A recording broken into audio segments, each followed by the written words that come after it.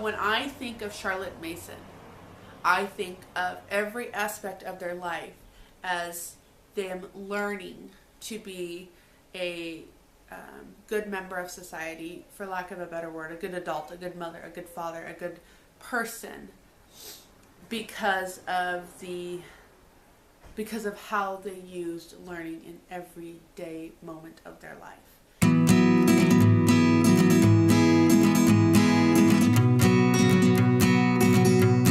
Welcome back to Sawbuster Living. I am Shalise, and today I want to talk to you guys about Charlotte Mason. I'm going to try not to turn this into a 40-minute video, and B, why you should or should not homeschool. So let's get started.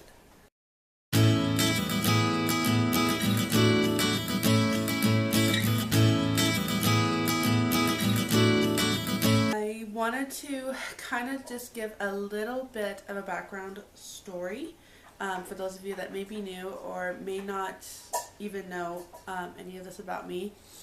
First of all, I apologize. I'm just taking what little opportunity I have right now to film. I am in my gardening attire and I'm just rolling with it. I am the mother of 5 children, and I am a second-generation homeschooled child. I am the oldest of 9 children, and I married into a family. My husband is the third of 8. My husband's parents owned and operated a Christian school for, I think, almost 30 years. I think it was 29 years. And so I am not uneducated in the education field. So I do feel like that I do have a little bit of a advantage over that. But what I found interesting when I decided I wanted to homeschool my own children was that I wasn't as educated in this as I thought. It was not as much of a breeze as I assumed. When I first began homeschooling, I would say that my eldest, who is 9 now, she was about, I think she was 4, 5, around that age. I assumed that earlier was better. I wanted a perfect method. I mean, who doesn't when they're first starting, right? And so I didn't really want my first years of homeschooling to be like my last years of being homeschooled. I wanted I assumed that what the last years of high school were was how it always had been, and it wasn't. My mom had definitely worked and given me the tools and foundation for me to learn on my own, and I just assumed that I had to learn on my own throughout the whole life. I know, really silly, right? But so again, I wanted a very structured, a very, perfect homeschooled experience. And I had asked my mother-in-law, who again had her, she was a kindergarten through 2nd grade teacher, and I had her come over, and she brought with her the tools that they had used, that she saved for many, many years. And basically we just sat down and we worked through the alphabet. And we sat down and we practiced writing. And the first thing, of course, she did was the prayer, and then we talked about the eyes, the ears, and the hands, and how God has used these for it. It was very Christian school structured, centered, and it was very, very different for me from what I had been brought up with. It was definitely more classroom setting, and we were done in 15 minutes, and I was like, that's it. And she's like, that's all I need.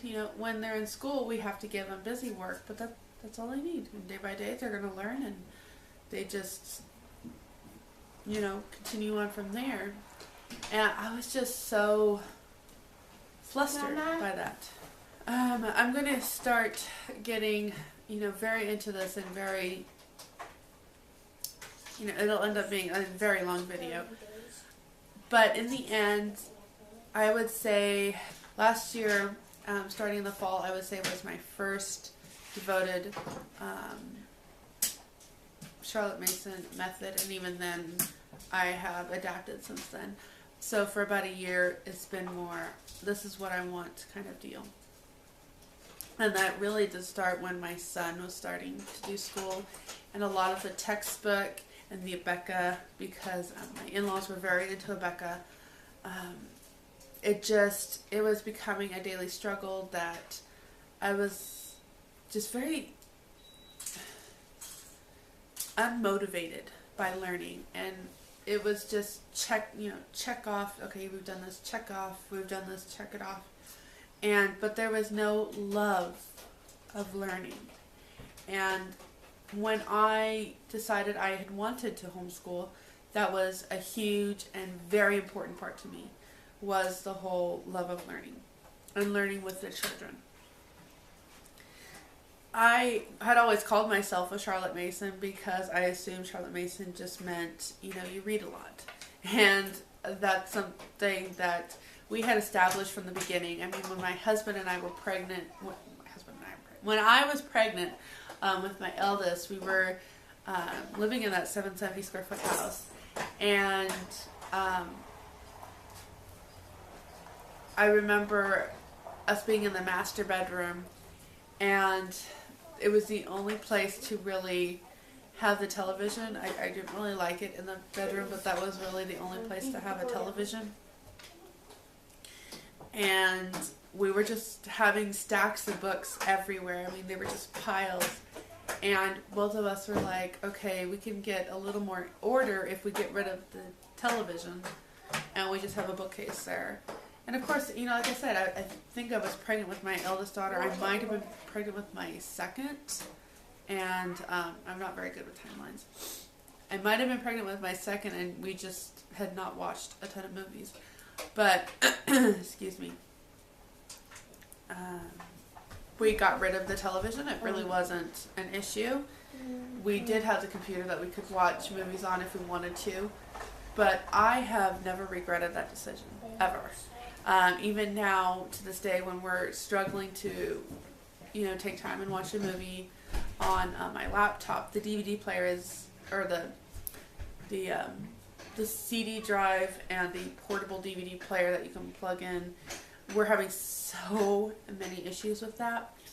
And we're talking about, getting a television set so we can watch movies without the frustrations. And I'm just like, no, we've done it for at least 8 years now. I don't want to start that.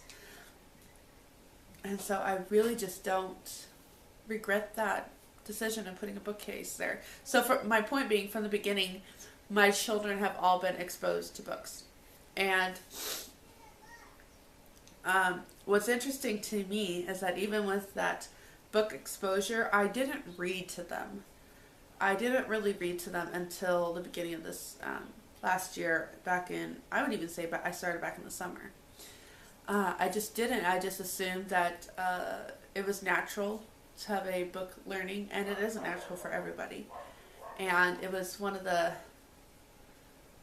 the eye-opening experiences that I had was, just because you surround yourself with great literature doesn't mean you're going to raise literate children. But that's all I assumed Charlotte Mason was about, just having literature, being surrounded with literature and having it at your fingertips so you could go and read, and definitely being out in nature, learning the science through that. But I would say that as I decided to really buckle down and change the way we were schooling, I went to Charlotte Mason with that forethought in my mind that it was more literature-based learning. But it's so much more. It is so much more. And the more I learn about this woman, the more I am just taken aback by how wise she was. She was not a mother. She learned most of this by teaching children.